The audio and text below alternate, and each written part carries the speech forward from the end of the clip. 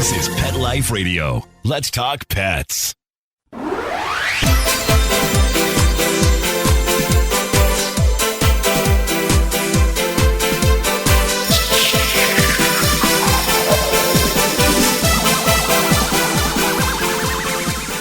Hello, you're listening to Animal Party Pet Life Radio, and this is the second show in a series about Corona, COVID-19, and pets and people with Dr. Stan Coren as our guest. He's a best-selling author and professor of psychology, and he understands dogs and people very, very well, and he's going to help me understand the long-term effects.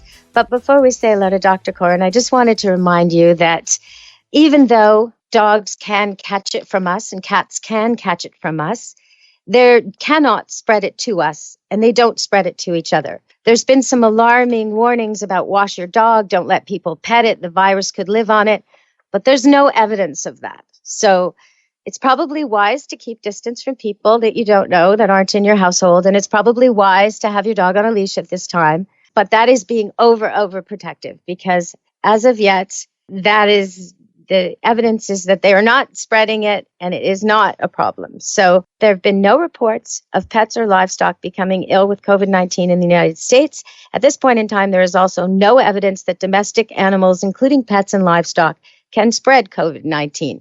And that's from the American Veterinary College, posted last night from the day before. For the Center for Disease Control and Prevention in Canada, they're telling you if you're sick with COVID-19, you should wear a mask or avoid touching your pet. Wash your hands often. And they're also recommending social distancing from people you don't know with your pet, but only to be overly cautious. So let's not panic about this. The only animals who've got it from humans, a tiger at a zoo, some other cats at a zoo, a couple of dogs, a couple of cats, and they tested so many samples from all over the world, hotspot areas, could not find it. So we don't have to worry so much about the dogs and the cats. We can love them and cuddle them and enjoy them. And thank goodness, because it's one of the only things we can do. Okay, so welcome to the show, Dr. Coren. I'm happy to have you again. Hi there, Deb. It's nice to have you here.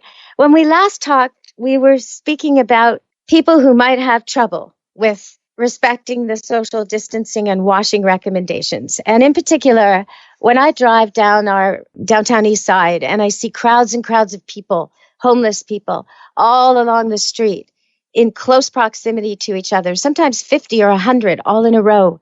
And I think about it and I think, what if one of them gets sick? What's going to happen?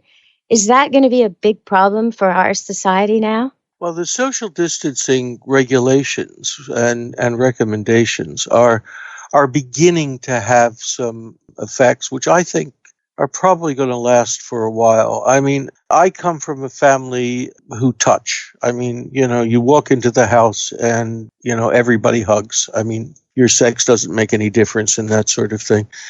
And so, I'm used to the fact that when family arrives at the door or close friends, you give them a hug. But now, my brother arrived yesterday and brought me he had done a grocery run for me.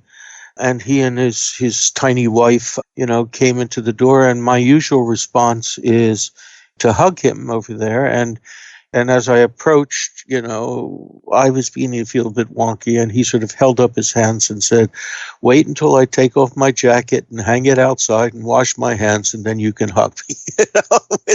So things are changing, but you still hugged him, so that's good.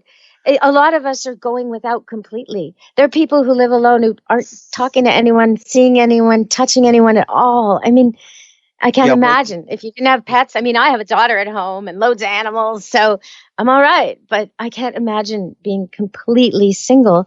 Do you think it's making single people want to rethink that? Well, I think you ought to know the numbers over here. It turns out that in North America, about 28% of all households are single-person households. I mean, so that's more than a quarter of all people are living by themselves. And it is more so the case as you get older. So it's, It's the elderly who tend to be living by themselves. And this just makes it considerably worse because, the way that psychologists tend to deal with the mental problems of being alone, which are very typically depression, which is especially the case when you get older, is we set up some situations in which an individual can get to interact with other people. And that's one of the reasons why we use pets. So, if you have an elderly person living by themselves, you give them a pet as a companion, and then they get to walk the pet through the neighborhood or down to the dog park or whatever else. Right. And in the process, they talk to other people, and that breaks the cycle. And so the terrible thing here is that outlet, that's I'm going to call it a therapeutic outlet, is cut off for a lot of people.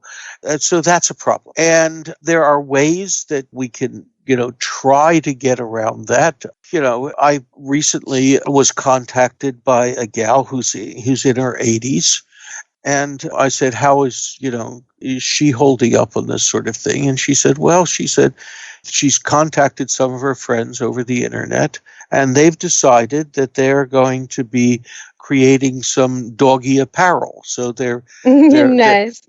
They're making, doggy scarves with little snaps on them. So they put, and little doggy sweaters. And so, they've basically then turned their pet into a motivation for occupational therapy, right? Which works fine. I mean, Freud always said that to be normal and happy, people need two things. They need love and work, and not necessarily in that order.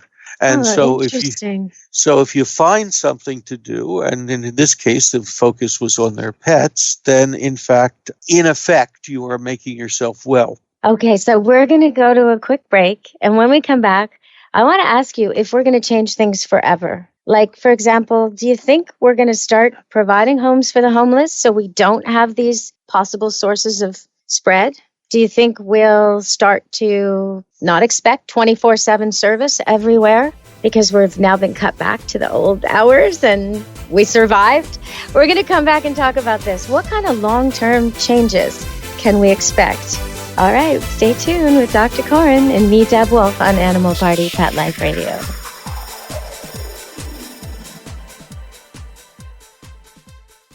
Hey everyone, Michelle Fern here. I have the perfect gift for Mother's Day. I can't visit my mother-in-law as much as I'd like to, and that's why I love the Skylight Frame. It's a touchscreen photo frame that you can email photos to, and they appear in seconds, so my mother-in-law can see the pictures right away. And I have a great savings for you. Just go to skylightframe.com/pet and you'll save $10. That's right, skylightframe.com/pet, P-E-T, and you'll save $10. And get ready to receive sheer happiness thank yous from your recipient, because they will love this. Let's Talk Pets on PetLifeRadio.com.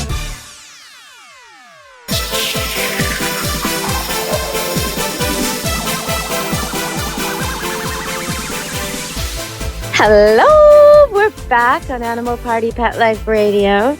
And I've already noticed some things. Like right away in the first 2 weeks, I noticed far less fake eyelashes. I know it's just a little thing, but it was like everywhere I looked, there were these women with these giant cartoon-like eyelashes. And now those are all gone because no one's allowed to upkeep them. Okay, that's one thing out the window. The fake nails also disappearing, I noticed. People are having to go natural. People are going to be growing their hair, I would think, because they can't get it cut. These are changes that will probably undo themselves, I expect. When the salons open again, people will go back to their beauty treatments, I guess. But maybe not. Maybe natural will be embraced again. I don't know. And what about the fact that I can't go to the bank whenever I want, that the hours are reduced, or the grocery store isn't 24/7, and I'm surviving? I don't actually need them open at midnight. So will that stay, Dr. Coren? Are we going to flip all the way back to the way it used to be where everybody had to work at the office, or are we going to be more sensible, have less traffic and commuting and more at-home work and that kind of thing? What do you think? Well, I think it can go either way. I mean, either it can go to the point where the facilities and services that we've come to enjoy will go back to sort of minimal kind of hours, or it might sort of, snap back to what it was before, because people will now say, well, that's over and we want all the convenience back. But there's also another aspect, and that is that people are beginning to discover home delivery. And if that takes off, then it's going to be the case that people are not going to need these facilities opened, all of the time, because, you can go on to Amazon groceries or whatever else and order that raspberry jam, which you otherwise would be running down to go get at 8 p.m. at night. So it can go either way. My sense of it is that if the business climate is good enough so that these things will reopen again, that we're going to drift back to what we had before. And look at it this way, people are going to start to go back to work rather than working at home, for the simple reason that at work you have social interactions, and that's very rewarding. Okay, yeah, that's true. And the boss can watch you, right? The boss can monitor productivity. That's the other thing about it. Yeah, but the other thing is also you can hang around the water cooler and gather all of the latest gossip, which is, from a lot of people, hey, that's fun. So. What about how we structure our cities? Like, it's been all this, most of the last 10, 20 years in Vancouver anyway, urban density. Let's put people all together. No more single homes. Let's do condos and row houses and townhouses. And okay, now people are scared to get in the elevator. And probably this won't be the only pandemic. I don't think people are thinking this is a one-off. So is there going to be a movement away from crowded living? I don't think so. I think the population is increasing and that sort of thing. Look, I lived for 5 years in downtown Manhattan. So, you can't escape the density there. And the problem is with a city like Vancouver, for example, it's basically landlocked at this point. So, downtown Vancouver has no place to go except, build taller buildings and that's right, and increase the density. I don't think that is going to change. There's always been that sort of pressure, and I think that pressure is going to increase. I mean, it turns out that 68% of our population in North America lives in urban centers, and the people who do these kinds of extrapolations are predicting that that's going to increase by perhaps another 10% over the next 20 years.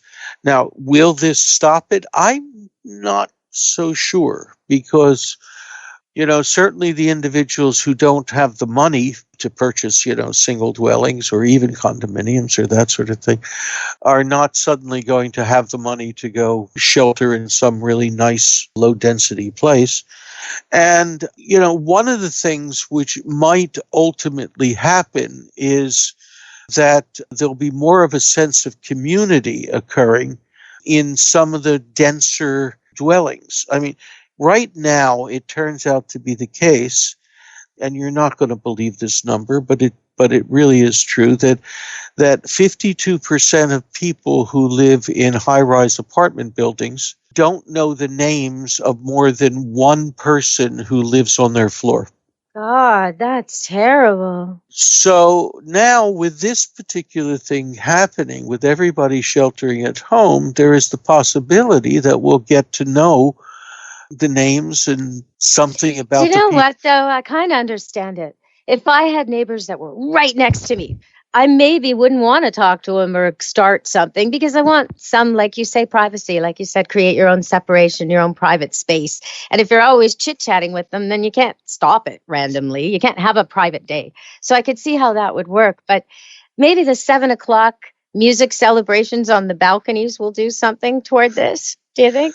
Well, I mean, that's the kind of thing which builds community. And it's so wonderful to see. At 7:00, the people come out on their balconies and in the streets, and they're all in their own separate household units, but they all make noise. They blow horns and trumpets and sing songs and play music on the radio, and it's just so nice. It's so nice. Well, I'll give you a doggy example as to how this thing works. There's an apartment building here in downtown Vancouver, and one of my colleagues from the university works there. And she's got two little Pomeranians. She lives on an upper floor, and she really doesn't want to go up and down in the elevator, and she was getting quite worried. Anyway, it turns out the two other neighbors there have small dogs. One of them has a Cairn Terrier, and the other one has a Beagle. And they simply decided to let their dogs have a play date in the corridor. And so they tearing around. Well, they made, each of them made coffee or tea or whatever else, and they stood in their doorways. They were maintaining social distancing for the humans. And they let these four dogs go running around over there, and they tossed a tennis ball and that sort of thing. And she said it was marvelous. And so, under those circumstances, and this never would have happened if they weren't all sort of stuck at home. They got to know their neighbors a little bit better. They got to know their neighbors because of the fact that they had the dogs. And so the dogs served as focus. We're going to go to one more break. And when we come back, we'll finish the show by talking about more long-term effects. But I just wanted to say here that even though people have been saying that the virus survives, could potentially, in theory, survive on a pet, and that you should be wiping down your pets with antiseptic wipes if strangers have touched them, even though that is the current advice. The advice from the CDC and the American Veterinary College, the facts that they're putting out state that there is no evidence that viruses, including the virus that causes COVID-19, can spread to people from the skin, fur, or hair of pets. So it's probably a good idea not to go around strangers with your pets and not to encourage cuddling. And if someone does touch your pet, wipe it down. But really, nobody's got sick this way. No pet has ever done this, never transferred the disease. So it is a bit overkill. So these people letting their dogs play in the hallway is not a high-risk behavior. It's completely okay. So I just wanted to say that. And yeah, in the United States, there's been no reports of pets or livestock becoming ill with COVID-19. So let's just keep that in mind. All right, we're going to go to break and we're going to come back. And I'm going to find out, are people going to be nicer? Are singles going to start dating like crazy because they want a partner in their life? What are the long-term effects of this? Stay tuned to Animal Party Pet Life Radio.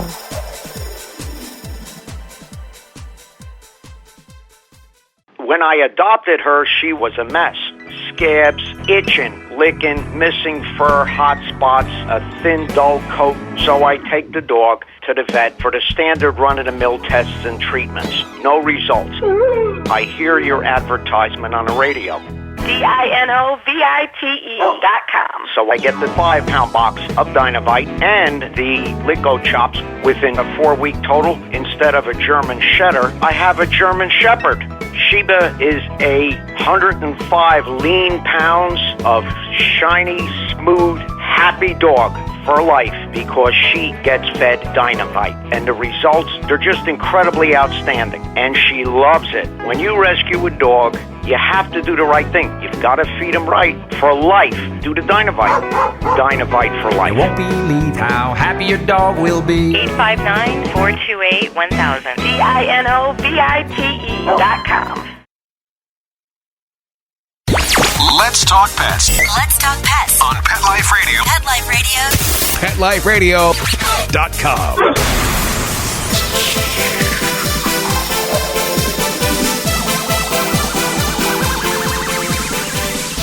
Hello, we're back on Animal Party Pet Life Radio. Lately, I have had people look at me and say, virtual hug, and then do the symbol for a hug. And I, have a lot of customers who are culturally Asian, and so they've always been not so eager to shake the hand, more eager to do a discreet little bow. And I'm wondering, Dr. Coren, maybe the handshake is dead? Is the handshake dead from now on? I hope not. I think that once we get over this, we're going to go back to whatever level of touching our particular culture allows. I mean, we can only use the past as a guide. So, right. There was, in effect, social distancing during the smallpox flare-up, during the Spanish flu, and so forth. So and things eventually came back. So, my feeling is that it will probably come back. Although that, some of these more distant indications of affection, might hang around because we got used to them during this time. I mean, it's like what I have to put up with in terms of my true love, Halle Berry. About the best I can ever hope for is a virtual hug. But I think that one has to think in a minimalist way. I mean, I think that there is a tendency to adopt smaller aspects of our changed behaviors. So I think that the major aspects like, total social distancing and that sort of thing are not going to be adopted. But I do think that individuals, especially younger individuals who have been living alone, are much more likely to consider cohabitation in the future. And is that like love relationship or is that like a roommate? I think a love relationship is probably the easier one in this situation. But, there are a lot of people who are, simply looking at this sort of thing and thinking, well, it would be nice to have someone else in the house, I think that's true. I think that's true for elderly people too. And there are these roommate matching services to help people who just want a companion, share the kitchen, share the bathroom, share the costs, but have their own separate space. And there's things for older people too that may become more common than living all by myself, I think that is certainly a possibility. And what about nursing homes though? Are they going to see a big decline? Well, nursing homes have not been as well regulated as they should be. And I think that we may end up in a bit of a social crisis over nursing homes. I mean, one of the things that has come out of this whole situation is the desperate situation, which is in a lot of these nursing homes. One of the things which I do worry about are the therapy dog programs, because these would go out to things like nursing homes and to universities. They need to practice. Those dogs need to socialize and practice all their skills, and they can't right now. So that's right. Going to be tricky. I'm wondering if people will stop traveling by plane and go for car rides instead in the future. I certainly would feel spooky about getting on a plane right about now. I mean, planes and cruises, are they going to be hit? I can't see people jumping to go for a cruise next year, or I can't see travel coming back. Okay, so this is my question. How long does it take for us humans to recover from something like this? Okay. The expectation is that if my colleagues in the biological sciences can come up with that vaccine, then we should have that vaccine within with a fair following wind, maybe early next year. And if that's the case, then my guess is that in 2022, which is the year following that, things should be pretty much back to normal. Now, that's my Pollyannish prediction, but people have a tendency, behavior follows the terrain. And if this is the way the water has always flown, then, when the rain comes, that's the way the water is going to flow again. And I think that that's likely to be what happens in this case, that we will start to very slowly and very gradually go back to normal. But, of course, if China keeps up its wet markets, which are responsible for, SARS and the Hong Kong flu and now, COVID-19 and that sort of thing. I mean, we know that they started in those wet markets. And if they keep that up, then, we'll be looking at COVID-22 or something like that, in which case we will be stuck back to where we are right now. Yeah, I find it so puzzling that China wouldn't immediately crack down on those markets and make them illegal. The Communist Party doesn't like embarrassment. Why are they not stopping that? Why is that not one of the significant changes forevermore? No more wet markets. Why not? That same question was asked during SARS. I mean, it was. Well, maybe it takes international pressure and boycotting. I don't know. I mean, when this all began, Greta was doing her world tour about the environment. First Nations had closed a bunch of railways over pipelines. In Quebec, they were still upset over people wearing masks, which is sort of funny now, wearing religious headgear and face coverings, because now we're all wearing masks. All those things just completely fell to the side. In the meantime, though, we've noticed that the planet is doing better now that we're not using so much, now that we're just not working so much and polluting so much. Is that potentially something that's gonna change for the better? Maybe. I mean, I'm hopeful. The wet markets will be closed down forever. People will be kinder to animals the world throughout, because they'll realize that that kind of treatment of animals causes diseases. And from a selfish perspective, we don't want that. I'm hoping that people will be kinder to the homeless, and there'll be more facilities for them so they won't contribute to the pandemics again, because we're selfish creatures. Maybe our self-interest will motivate us to do the right thing finally. And maybe people will be kinder to each other. Is that not going to happen? Tell me it's going to happen. I want the world to be better after this. Look, I believe in Lassie, too. I mean, all right.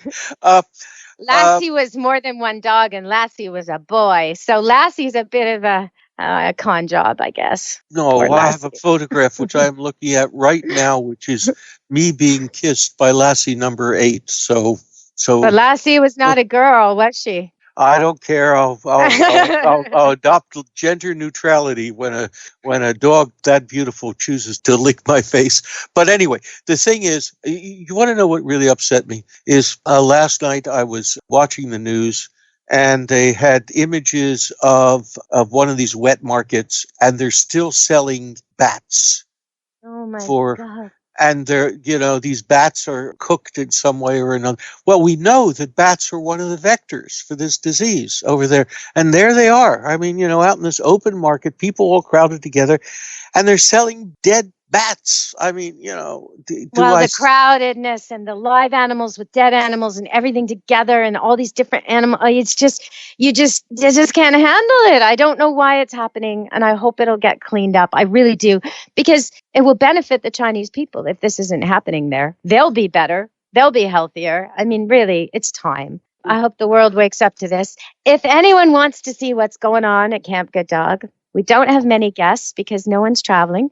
But, we do have chickens, goats, many, many dogs, and a couple of breeding pairs. So you're going to get to see how puppies are made and how puppies are born. And because I'm also, like Dr. Coren, in my home working on my stuff, working on my books, I'm making lots of YouTube videos. My daughter's shooting them, and we are making some fantastic stuff. So if you like animals, check me out on YouTube, Deb Wolfe Pet Expert on YouTube. And I know you'll be entertained. It's always informative. The animals are gorgeous. And there's never any cursing or anything you have to worry about with kids. So check me out, Deb Wolfe Pet Expert on YouTube. Dr. Coren, where should they look for you? I have a blog on, it's called Canine Corner, and it's on the Psychology Today website. And new blog virtually every week, and it's the latest scientific information about dogs and dog behavior and all of that sort of stuff. And so that's the best place to look for me. But you can also find my articles in Modern Dog Magazine and in AKC's Family Dog. Perfect. Okay, everybody. If you want to see me, go to Camp Good Dog Facebook. You'll see my doodles and poodles and everyone playing here. And if you're in the Lower Mainland and your dog really needs an off-leash walk, you can text me or call me. Go to my Facebook site. You'll get the information, because I will book you a private walk here. No problem. No problem at all. I feel bad for all these dogs who aren't getting off leash. We got a pond, we got forest, meadow, obstacle jumps, everything a dog could want. So if you want a private walk, let me know. And otherwise, until this is over, be good to your animals and be good to yourselves. Dr. Coren, have you got a last word for him? Pet your dog, talk to your dog, because that'll reduce your anxieties. And, take a breath. We didn't talk about kids. One last thing. Are parents maybe expecting too much if they're really being A-type about schooling right now? Is there something they should know about maybe not falling behind? Or should there be different expectations for young kids, middle-aged, and then the ones who are about to graduate? Or should they just take a breath and relax? I think the best thing, if you have your kids at home, schedule the teaching time. Do it in the morning before the kids fatigue, and do all of your homeschooling up until someplace around noon. Give them lunch, and then let them burn off all of their excess energy. And it might seem, I mean, I was a teacher for a lot of years teaching in the religious school system. It might seem like that's not a full day, but that actually is a full day. Because in school, they waste a lot of time. There's loads of breaks and organization and shuffling back and forth. If you put in an intense few hours, you're done, right? Exactly. And you have to remember that kids don't have quite the attention span that adults do. So telling them, well, we're going to work from 9 till noon. And then after that, you get to play with the dog or get on the computer or whatever else. And most kids will work if these things are time defined. And you break up those 3 hours, right? It's not one. Yeah, okay. So there's lots of breaks and lots of variation and try different things. But if your kid is kind of steering a certain way, go with it. If they're interested in a certain way, or you decided to do a hands-on project, but they want to do it on the computer, or you were going to have them write something, but they want to draw something, just go with it. Just go with it, right? As long as you're learning together, it's great. And the teachers will figure it out in the fall, I think. Indeed. Okay, everybody. That's Dr. Stan Coren, Professor of Psychology from UBC. And I'm Deb Wolfe here at Camp Good Dog. And be good to your animals. Let's Talk Pets, every week on demand, only on PetLifeRadio.com.